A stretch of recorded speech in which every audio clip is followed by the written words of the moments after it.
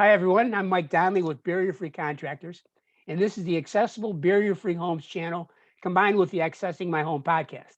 We're speaking and collaborating with some of the best experts in the mobility world, advocating and promoting fantastic accessibility solutions for those with mobility challenges.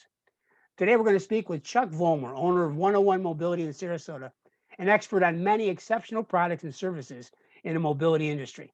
Chuck, thanks for doing this with us today. Thank you, Mike. It's a pleasure. It's good stuff. How about today you give us your expertise on vertical platform lifts and what they can do for somebody in the mobility world? Sure. Vertical platform lifts, some people call them wheelchair lifts.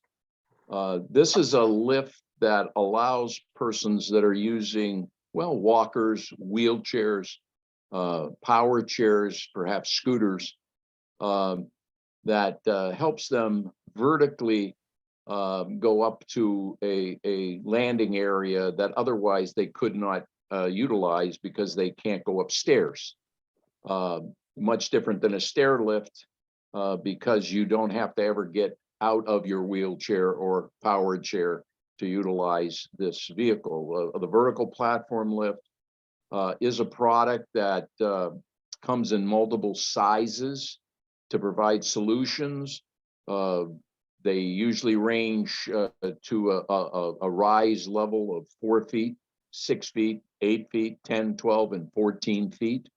So you can find a vertical platform lift to take care of just about any specific access issue you have in your home, from a few steps in a garage to a 16 stair exterior staircase where you're going up to a living level that is elevated, which we see in Florida quite a bit because of flood elevation.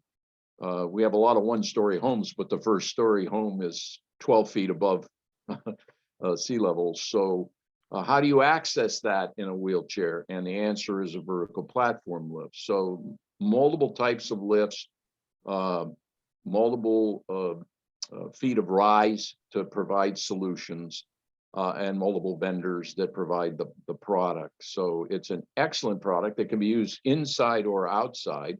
We usually see this as an outside product. We do a lot of them in garages, so that can be determined to be inside or outside, depending on how you view it. But some people do utilize them indoors. This is a product that is especially interesting in areas where ramping a solution won't work. A classic example, especially in Florida, and we see it every day, is in modular homes, mobile homes, to some extent even a trailer, where you don't have a large footprint, but you have a few steps, and you've got to figure out how they can get in and out of that mobile home. But if you have to utilize enough ramp to make that work, so that the rise for that user isn't excessive, a small vertical platform lift needs a much smaller footprint, about 5 feet by 5 feet. And we might be able to find that solution in that area, in that footprint, but we certainly might not find a way of ramping 25 or 30 lineal feet of ramp and put a platform in, because they just don't have the geography to make that happen.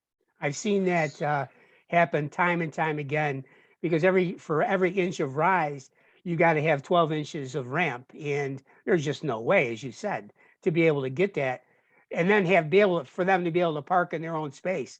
So yeah, the platform lift. Well, that's fantastic. the problem, Mike. This type of home, usually the stairs are off of a carport. The carport can be usually 10, maybe 12 feet wide. They have room for a car, and by the time you put the ramping in the space, they no longer can have the car in the carport, which is not palatable to them.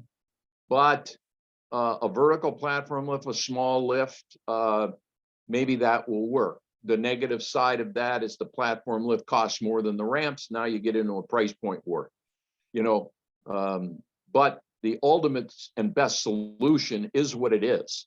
And you always, at least in my case, I always bring it up as an alternative. It's not my place to make a decision as to what's affordable.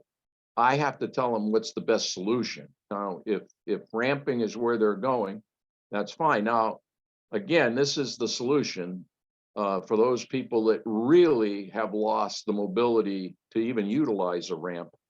And they're in a wheelchair, or they're using a power chair, or they're using a power scooter to get around, and they just have to go vertically. So that's not debatable if as the best solution. Beautiful. Well, you've given us some pretty good insight on this.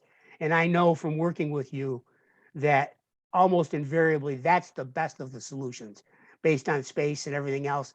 The dollars I agree with, it becomes an issue, but it's your ultimate health. And if you can afford to do it, you've got to find a way to do that.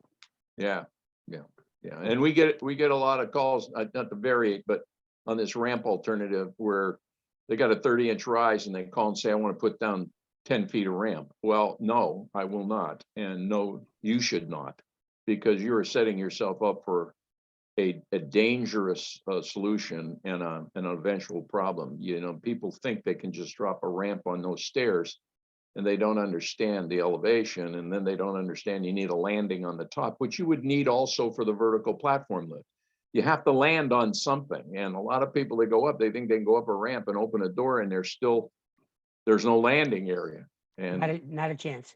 Yeah, dangerous. So it would involve some type of landing. And Mike, you've done a lot of construction with us in this regard. You know that a vertical platform lift, the same. You need a concrete pad to put it on. You need a power source, a typical 110 outlet, and you need modifications to the landing area, or you have to build a landing area.